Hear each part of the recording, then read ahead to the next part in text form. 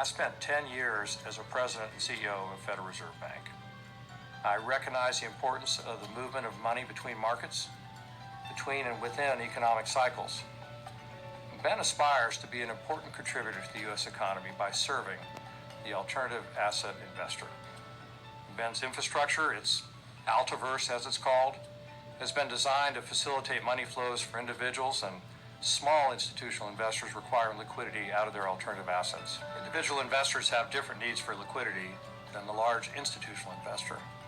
Individuals die or fall ill, some go through divorces. Many are entrepreneurs and business owners that from time to time need their capital returned to invest in their businesses. Individuals experience life events, while institutions carry on. The alternative asset investment and financial services industry has evolved over the past 2 decades to serve the large institutional investors, but it's neglected to provide individuals and smaller institutions the same avenues for liquidity and services.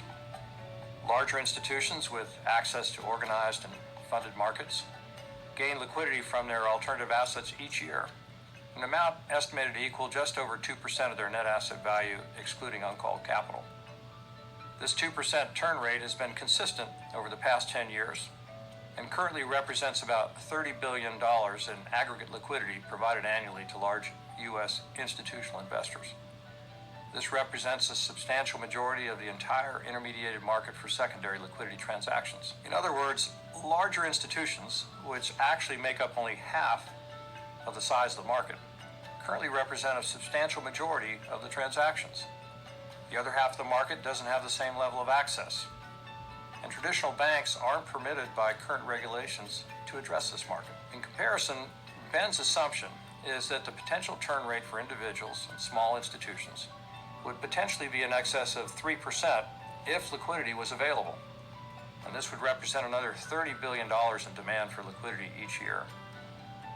Ben's objective and purpose is to address these two segments, individuals and small institutions, to address their need for liquidity so those clients can redeploy their funds and keep money moving across the private markets.